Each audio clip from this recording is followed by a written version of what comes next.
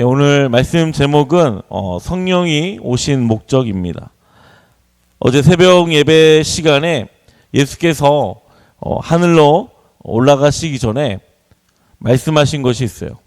예루살렘을 떠나지 말고 하나님 아버지께서 약속하신 것을 기다리라 라고 말씀을 하셨습니다.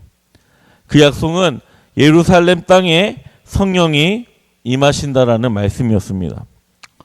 예수님은 제자들에게 요한은 물로 세례를 베풀었으나 너희는 몇 날이 못 되어서 성령으로 세례를 받아야 해라고 말씀을 하십니다. 성령이 오시고 제자들은 성령의 능력과 권능을 받아서 예루살렘과 온 유대와 사마리아와 땅끝까지 이르러 증인이 되어져야 합니다. 예수님은 이 말씀을 마치고 나서 하늘로 올라가셨어요. 예수님의 제자들은 그 약속을 믿고 성령님을 기다리고 있습니다. 과연 예수님의 말씀대로 그 말씀이 이루어졌을까요? 오늘 시간 성령님의 오신 목적에 대해서 이 시간 나누려고 합니다. 오늘 이 말씀을 통해서 우리에게 주신 교훈이 무엇인지 이 시간 함께 나누어 보도록 하겠습니다. 첫 번째는 우리가 성령의 능력을 받아야 합니다. 우리 4절 말씀 함께 읽어보도록 하겠습니다. 시작. 그들이 다 성령의 충만함을 받고 성령이 말하게 하심을 따라 다른 언어들로 말하기 시작하니라. 아멘. 성령은 어떤 분일까요? 세상에 이단을 빼고요, 우리와 비슷한 종교들이 있습니다. 어떻게 보면 같지 않다라고 보시면 되죠. 대표적으로 기독교가 있고요, 또 유대교가 있고 이슬람교가 있습니다. 이들은 유일신이신 하나님을 믿는 종교예요. 그런데 우리는 유대교와 이슬람교와 같지 않습니다. 전혀 다릅니다. 이슬람교 같은 경우 이슬람어로 알라라고 부르는데요. 이 알라는 하나님을 호칭하고 있는 것이죠. 또 유대교 역시도 유일하신 하나님을 믿는 종교입니다. 그런데 유대교와 기독교, 이슬람교가 공통된 것이 없습니다. 정경도 다르고 신앙도 다르고 문화도 다릅니다. 오히려 정경의 일부와 문화와 성격은 어떻게 보면 유대교와 조금 비슷합니다. 하지만 우리 기독교는 유대교가 될 수가 없습니다. 우리가 유대교가 될 수 없는 이유는 사도행전에 기록되어져 있습니다. 이슬람교의 정경은 코란이라고 하고요, 또는 쿰란이라고 합니다. 그리고 유대교의 정경은 구약 성경이죠. 우리는 구약과 신약을 믿습니다. 물론 이들의 종교들처럼 유일하신 하나님을 믿습니다. 하지만 차이점이 있어요. 우리는 하나님 아버지, 아들이신 예수 그리스도, 그리고 보혜사 성령님을 유일하신 하나님을 믿습니다. 이 세 분을 삼위일체 하나님이라고 합니다. 웨스트민스터 소요리 문답서에 5번에 이렇게 쓰여져 있어요. 하나님 한 분 외에는 다른 신들이 있습니까? 이 무릎의 답은요, 살아계시고 참되신 하나님은 오직 한 분이십니다. 그런데 바로 그 다음 질문에 하나님은 성부, 성자, 성령이라는 세 위격이라는 것을 배우게 돼요. 문제 6번에 하나님의 신격에 몇 위가 계신가요? 라는 질문입니다. 답은 하나님의 신격에 3위가 계신다라고 기록되어 있습니다. 세 위격이 계신다는 것이죠. 그 세 위격은 성부, 성자, 성령을 말씀하고 있는 것입니다. 이 3위는 하나님이시고 같은 본질과 동등한 영광을 가지고 계신다라는 뜻입니다. 여기서 하나님이란 뜻은 성부, 성자, 성령을 말씀하고 있습니다. 이 세 분은 따로 일하고 계시는 것이 아니에요.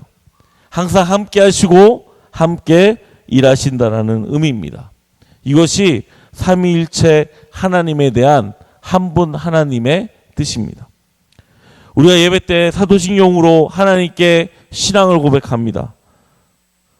그 안에는 우리가 믿는 대상이 포함되어져 있어요. 전능하사 천지를 만드신 하나님 아버지를 내가 믿사오며 그 외아들 우리 주 예수 그리스도를 믿사오니 쭉 나아가서 성령을 믿사오며 라고 기록되어져 있습니다. 우리가 고백하고 있습니다. 즉 우리가 믿는 대상은 유대교의 하나님이 아니에요. 이슬람교의 하나님이 결코 아닙니다. 우리가 믿는 하나님은 유일하신 삼위일체 하나님이십니다. 그러므로 오순절날 제자들에게 임하시는 성령님은 하나님이세요. 성령 하나님께서는 예수님께서 말씀하신 대로 오순절날 제자들에게 임하신 것입니다. 오순절은 6월절 주간의 안식일 다음에 50번째 되는 날입니다. 유대인들은 오순절을 우리가 알고 있는 맥추절이라고 부릅니다.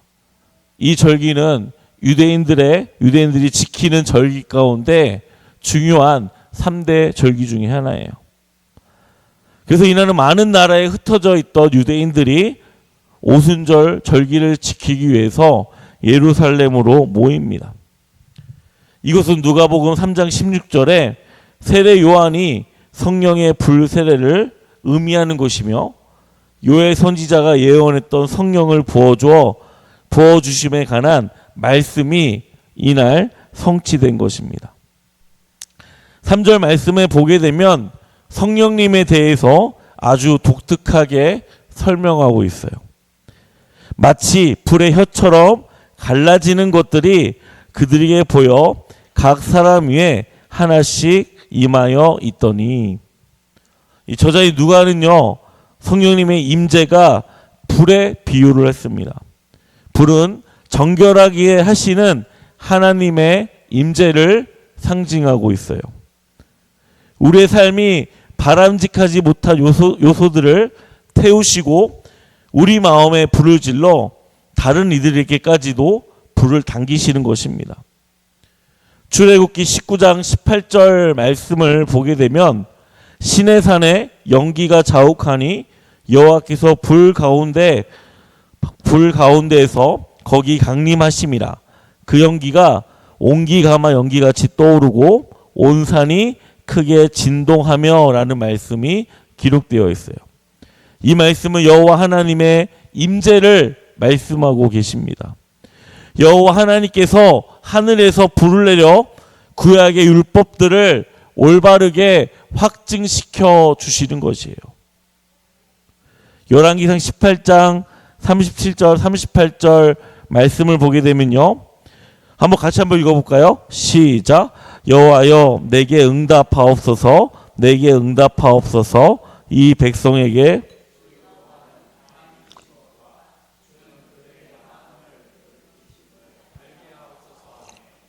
이에 여호와의 불이 내려져 번제물과 나무와 돌과 흙을 태우고 도랑의 물을 핥은지라. 아멘. 이 말씀은요 갈멜산에서 엘리야가 등장하는 말씀입니다. 엘리야는 바알의 선지자들과 대결을 하게 되죠. 어떠한 신이 참신인지에 대한 대결을 하고 있습니다. 그런데 바알 선지자들은 그들이 믿는 신에 대해서 증명하지 못합니다. 그러나 하나님께서 엘리야의 기도를 들어주시고 바알 제단에 불을 내려주십니다. 그 결과 어떻게 되죠? 물과 나무와 돌과 흙이 모두 다 타버리게 된 것입니다. 오순절날 하나님은 불을 보내주셨어요. 성령님의 오심을 강조하고 있는 것입니다. 예수님의 예언과 구약의 선지자들의 예언, 그리고 세례 요한의 예언을 하나님께서 확실히 확인시켜 주신 것입니다. 하나님은 제자들에게 강한 바람, 불이라는 이미지로 성령의 임재를 눈에 띄는 방식으로 제자들을 믿게 하셨어요. 이해시켜 주셨어요.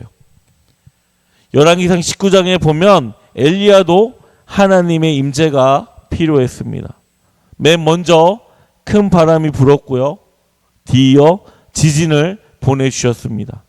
그리고 그 다음으로는 불을 내려주셨습니다. 불이라는 이미지는 보이는 이미지죠. 그것으로 인해 제자들은 그 불이 성령이라는 사실을 깨닫게 됩니다. 성령님을 만나서 그들의 삶과 가치가 다 바뀌게 된 것이에요.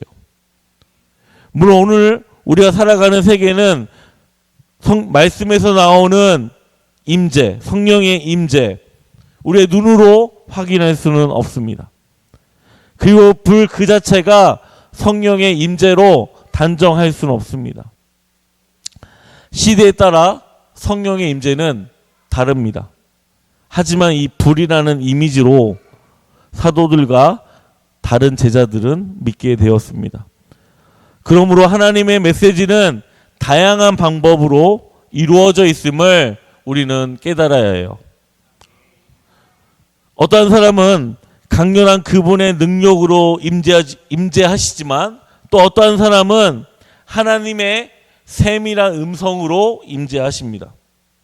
그러므로 성령님의 임재는 무엇이 맞고 무엇이 틀려라고 말할 수가 없어요. 우리는 성령님의 다양한 방식으로 임재와 능력을 받는 것입니다. 저는 이 밤에 우리 성도들이 성령님의 임재가 충만하게 받으시기를 바랍니다. 그래서 내 안에 살아계시고 숨쉬는 성령님을 만나십시오. 경험하십시오. 그러한 성도들이 되기를 바랍니다. 저는 각자가 성령님의 임재 방식이 다르다라고 생각을 합니다. 그리고 우리는 다른 성품과 다른 인격을 가지고 있습니다. 성령님은 똑같은 방식으로 적용하지 않으십니다. 각각의 사람들이 다 은사가 다르듯이 우리에게도 성령님의 임재 방식은 다를 수밖에 없습니다. 저는 은사에 대한 소망이 갈급했어요. 다른 이들처럼 방언하는 은사를 받고 싶어 했습니다. 지금도 제가 방언을 하는 건지 안 하고 있는 건지 헷갈리긴 하지만 좀 더 나아가서 방언보다 더 좋은 것을 받고 싶습니다. 그것은 항상 내 안에 성령님이 계시는 것을 인식하는 것이에요. 내 안에 성령님의 생각으로 가득해서 연약한 고집스러운 제 모습과 생각이 표출되는 것이 아니라 오직 성령님의 말씀을 통해서 나왔으면 좋겠습니다. 사도행전을 읽어보면 베드로와 바울이 성령의 능력을 펼치게 됩니다. 저 역시 그들처럼 성령의 능력으로 살아가는 사람이 되었으면 좋겠습니다. 예수의 이름으로 병든 자가 고쳐지고 예수의 이름으로 귀신 들린 자들을 쫓아내고 오직 성령이 주신 지혜와 능력으로 선포될 때 모든 영혼들이 주님 안으로 돌아온 역사가 저에게 있었으면 좋겠습니다. 제가 베드로와 바울과 같은 목회자가 될 수 있도록 우리 성도님들이 기도해 주시기를 부탁드립니다. 또 우리 소강교회 성도들도 하나님께 다양한 방식으로 성령님의 임재를 경험하시기를 바랍니다. 만약 여러분이 그러한 경험이 없다면 기도의 자리에서 또 하나님의 말씀의 묵상의 자리에서 또는 다른 사람들을 섬기는 자리에서 내 안에 내재하고 계시는 성령님의 임재와 능력을 경험하시는 저와 우리 성도님들이 되시기를 주님의 이름으로 축원합니다. 두 번째는요, 성령님께서 이 땅에 오신 목적은 복음과 하나님 나라를 확장하기 위해서입니다. 우리 4절부터 6절 말씀 함께 읽어보도록 하겠습니다. 시작.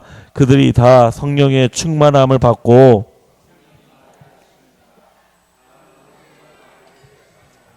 그때 경건한 유대인들이 천하 각국으로부터 와서 예루살렘에 머물러 있더니 이 소리가 남에 큰 무리가 모여 각각 자기의 방언으로 제자들이 말하는 것을 듣고 소동하여 아멘. 창세기 11장을 보게 되면요, 최초로 언어가 흩어지는 일이 발생됩니다. 당시의 사람들은 함께 살기를 원하였어요. 그리고 함께 살기 위해서 하늘 끝까지 닿는 탑을 쌓습니다. 오늘날 우리는 이 탑을 바벨탑이라고 합니다. 사람들이 바벨탑을 짓는 것은 단순히 함께 살기 위해서가 아니에요. 그들은 하나님과 같이 높아지기 위해서 바벨탑을 쌓는 것입니다. 그들이 어떻게 말하는지 한번 화면을 보고 같이 한번 읽어볼까요? 시작. 우리가 내려가서 그들이 서로 알아듣지 못하게 하자 하시고, 이것이 바벨탑을 쌓는 목적입니다. 하나님께서 창세기 1장 28절에 이렇게 말씀하셨어요. 하나님이 그들에게 복을 주시며 하나님이 그들에게 이르시되 생육하고 번성하여 땅에 충만하라, 땅을 정복하라, 바다의 물고기와 하늘의 새와 땅에 움직이는 모든 생물을 다스리라 하시니라. 아멘. 하나님은 사람에게 명령하셨습니다. 하나님은 사람에게 복을 주시고 생육하고 번성하고 땅에 충만하고 땅에 정복하라고 말씀하셨어요. 이 말은 하나님께서 사람에게 번성해서 땅 끝까지 살라고 하는 말씀입니다. 한 곳에 정착해서 다른 곳을 전혀 신경 쓰지 않고 살라고 하는 그 말씀이 아니에요. 그러나 그들은 땅에 충만한 삶을 살지 않았습니다. 오히려 한 곳에 머물러서 자신들이 높아지는 삶을 살기를 원했습니다. 그 모습을 본 하나님이 천상에서 말씀하십니다. 이 천상 언어는 하나님이 혼자 독백으로 하신 말씀이 아니에요. 삼위일체 하나님께서 서로 말씀하시고 의견을 조율하시고 바로 실행한 것입니다. 삼위일체 하나님께서 어떻게 말씀하셨는지 창세기 11장 7절 말씀을 읽어드리겠습니다. 자, 우리가 내려가서 거기서 그들의 언어를 혼잡하게 하여 그들이 서로 알아듣지 못하게 하자 하시고, 여기서 우리가 주목해야 하는 단어가 우리가입니다. 우리가는 단수가 아니죠. 복수이죠. 개인을 얘기하는 것이 아닙니다. 공동체를 얘기하는 것이죠. 그러므로 천상에서 하나님께서 성부, 성자, 성령인 삼위일체 하나님께서 저 바벨탑 사건을 보시고 선언하신 거예요. 그 말씀대로 그들의 언어가 달라지게 됩니다. 그들은 자신과 같은 언어대로 흩어지게 되는 삶을 살게 돼요. 그런데 바벨탑 사건 때 그 놀라운 사건이 성령께서 오시는 날 또다시 이루어집니다. 2장 4절 말씀입니다. 사도행전. 그들이 다 성령의 충만함을 받고 성령이 말하게 하심을 따라 다른 언어들로 말하기를 시작하니라. 아멘. 우리가 여기서 바벨탑 사건과의 차이점이 있습니다. 차이점과 공통점을 발견해야 됩니다. 공통점은 그들이 다른 언어로 사용하기 시작했다는 거예요. 어떠한 사람은 일본어로, 어떠한 사람은 중국어로, 어떠한 사람은 영어로 말하는 사람들이 증가했다는 것이죠. 다른 점은 무엇일까요? 바벨탑 사건은 하나님께서 그들을 심판하신 것입니다. 그런데 오순절날 사건은 성령께서 오신 거예요. 그들을 사용하시기 위해서, 그들을 능력을 주시기 위해서 오신 것입니다. 그러므로 그들이 성령께서 임재하심을 통해서 성령의 충만함을 받게 된 것입니다. 이것이 오순절날과 바벨탑 사건의 차이예요. 그러면 이들의 언어가 바뀌었습니다. 사도행전은 왜 이들의 언어를 바뀌었을까요? 방언이라는 능력을 그들에게 주셨을까요?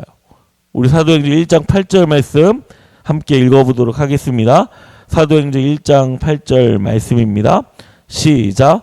오직 성령이 너에게 임하시며 너희가 권능을 받고 예루살렘과 온 유대와 사마리아와 땅끝까지 이르러 내 증인이 되리라 하시니라. 아멘. 성령께서 오순절날 각 나라에 모인 유대인들에게 성령 충만하게 하시고 그들에게 언어를 바꾸신 이유는 바로 복음에 대한 확장성 때문이에요. 하나님의 나라를 확장하기 위해서입니다. 그들이 어느 한 곳에 모여서 정체되는 삶을 사는 것이 아니라 자신이 살던 곳으로 다시 돌아가서 유대인뿐만 아니라 이방인에게도 하나님의 나라를 증거하라는 말씀으로 그들의 언어를 바꾸신 것입니다. 바벨탑 사건은 하나님께서 창조하신 땅을 확장하기 위함이었다라고 한다면 오순절날 성령님께서 이 땅에 오신 것은 그들의 언어로 하나님 나라의 확장성을 위해 성령께서 오신 것입니다. 오늘날 방언에 대한 다양한 의견들이 있어요. 이러한 방언은 가짜고 이러한 방언은 진짜고 이것은 성경에 해당되고 이것은 해당되지 않고 이렇게 말씀하시는 분들이 있습니다. 그런데 방언은 딱히 뭐라고 정의할 수 없어요. 방언은 하나님께서 주신 선물입니다. 그런데 오늘 본문에서 나오는 방언은 명료해요. 그 메시지가 명료해요. 그것은 바로 복음의 증거라는 것이에요. 하나님의 나라를 확장하는 것입니다. 그리고 하나님의 교회를 새롭게 세우는 거예요. 이것이 성령께서 각 사람에게 주신 방언의 목적입니다. 오늘날 하나님께서는 다양한 은사들을 성도들에게 부어주셨어요. 예언하는 은사, 방언하는 은사, 치유하는 은사, 치료하는 은사, 또 방언을 통역하는 은사, 말씀을 선포하는 은사, 다스리는 은사, 섬기는 은사, 가르치는 은사, 여러 가지 다양한 은사들을 우리에게 선물로 주셨습니다. 그런데 그 은사를 주신 목적이 있어요. 그것은 바로 복음을 증거하는 것입니다. 그것은 바로 하나님 나라를 확장시키는 것입니다. 또한 그것은 교회가 내 중심으로 이루어져 가는 것이 아니라 주님께서 세우신 중심으로 나아가는 거예요. 오늘 이 시간 여러분의 은사에 대해서 깊이 성찰하는 시간이 되었으면 좋겠습니다. 내가 받은 은사로 하나님 나라를 위하여 어떻게 쓰임을 받아야 하는지 발견하는 시간이 되시고 결심하는 시간이 되셨으면 좋겠습니다. 그래서 우리 서강교회가 하나님 나라를 확장하며 주님의 교회를 건강하게 세워져 나아가는 우리 서강교회가 되기를 주님의 이름으로 소망합니다. 마지막 세 번째는 성령이 오심은 편견을 깨고 복음을 증거하기 위함입니다. 우리 13절 말씀만 읽어보도록 하겠습니다. 13절 말씀입니다. 시작. 또 어떤 이들은 조롱하여 이르되 그들이 새 술에 취하였다 하더라. 아멘. 군중들은 각기 다른 나라로 방언하는 사람들을 보고 신기해하였습니다. 어떠한 사람들은 말을 하는 이 사람은 모두 갈릴리 사람들이 아닙니까? 그런데 우리가 이 사람들이 저마다 우리가 사는 지역의 말을 하는 것을 듣게 되다니 어떻게 된 것입니까? 라고 묻습니다. 그들은 매우 혼란스러워 보였어요. 그들은 보통 자신의 고향인 이방 지역에서 듣던 말씀을 듣는 것에 신기해 보였습니다. 또 이런 사람도 있었습니다. 저 사람 술을 너무 마셔서 술에 취한 거 아니야? 취객으로 대하는 사람들도 있어요. 그것을 보고 놀리며 조롱하였습니다. 앞에서 말한 것처럼 하나님은 온갖 종류의 기적을 일으키십니다. 그리고 그 기적을 통해서 복음을 확신하게 하시는 분이십니다. 숱한 언어를 사용해서 모든 종류의 사람을 불러 따르게 하신 것이죠. 하나님은 요나를 통해서 니느웨 성 사람들에게 멸망에 대한 메시지를 선포하게 하십니다. 그리고 그들이 회개하기를 바라셨어요. 물론 요나는 하나님과 같은 마음은 아니었습니다. 니느웨 백성들이 선택한 선택은 어떠한 선택을 하였나요? 그들 요나가 전한 하나님의 심판의 말씀을 듣고 속전속결로 왕부터 가축들까지 금식을 하고요, 베옷을 입으며 전국적으로 하나님께 회개를 합니다. 그 결과 니느웨 성은 멸망당하지 않게 되죠. 이처럼 하나님은 인종과 피부색, 성별, 국적, 언어 무엇이든 간에 하나님께서는 말씀하십니다. 특정의 인종이나 구성원을 결코 제한하지 않는다. 예수님은 국적을 불문하고 모든 사람에게 구원을 제시하셨습니다. 그러므로 방언은 구원을 유대인들에게만 해당하는 것이 아니다라고 강조하고 있어요.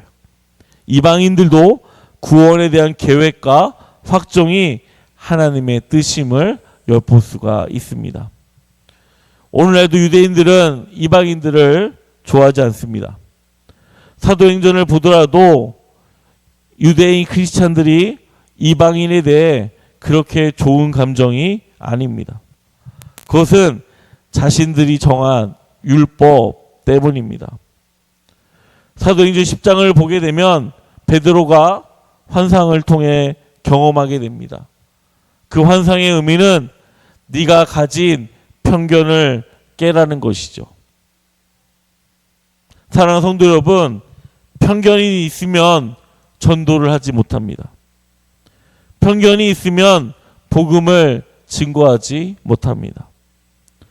성령이 오신 목적은 편견을 깨고 복음을 증거하는 것입니다.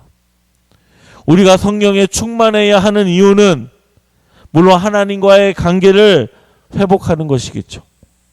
하지만 궁극적인 목적은 하나님 나라의 확장이라는 사실을 우리는 깨달아야 할 것입니다. 사랑하는 성도 여러분, 편견을 깨십시오. 그리고 성령님께서 주신 그 말씀을 의지하십시오. 오늘 새벽에 제가 말씀을 전했는데요. 우리의 생각보다 성령님께서 주시는 그 말씀을 결정하라고 오늘 새벽에 선포하였습니다. 그 말씀대로 이루어져가는 우리 성도님들이 되시기를 소망합니다. 올해 표어가 사도행전을 꿈꾸며 성취하는 교회입니다. 정말 이 표어대로 사도행전과 같은 교회가 되기 위해서는 결코 우리의 힘으로 할 수가 없습니다. 성령님께서 하셔야지만 할 수 있는 것입니다. 사도행전을 보게 되면 베드로가 나오고요, 바울이 나옵니다. 우리가 봤을 때 그들이 한 것처럼 보입니다. 하지만 실제적으로는 성령께서 하신 것입니다. 하나님께서 베드로를 통해서, 바울을 통해서 하나님 나라의 확장 작업을 하신 것입니다. 우리 교회가 그러한 교회가 되기를 소망합니다. 우리의 공동 기도 제목이 사도행전과 같은 교회가 되게 해달라고. 정말 그 꿈꾸며 성취하며 이루며 나아가는 우리 교회가 되기는 귀한 역사가 이루어질 수 있게 해달라고 주님의 이름으로 소망합니다. 말씀을 정리하겠습니다. 성령님은 오순절날 구약의 선지자들이 예언했던 것처럼, 세례 요한이 말하였던 것처럼, 예수님께서 약속하셨던 것처럼 그 약속이 이루어졌습니다. 그런데 오순절날 성령님께서 오신 목적이 있습니다. 그 목적은 바로 복음을 증거하는 것입니다. 그리고 하나님 나라를 확장하는 것입니다. 예루살렘과 온 유대와 사마리아와 땅끝까지 이르러 주님의 증인이 되게 하는 것입니다. 성령님께서 우리에게 그러한 능력과 권능을 주셨습니다. 사랑하는 성도 여러분, 성령의 임재를 경험하십시오. 그리고 성령 충만하십시오. 내가 가진 가치관, 율법, 경험, 편견 다 버리십시오. 성령에 충만하여 복음을 전하는 사도행전과 같은 우리 서강교회가 되기를 주님의 이름으로 소망합니다. 오늘 이 밤 성령님의 인도하심을 받아 하나님의 뜻이 무엇인지 발견하시고 또 그 뜻을 내가 이룰 수 있게 해달라고, 함께하게 해달라고 기도하시는 저와 우리 성도님들이 되시기를 주님의 이름으로 축원합니다.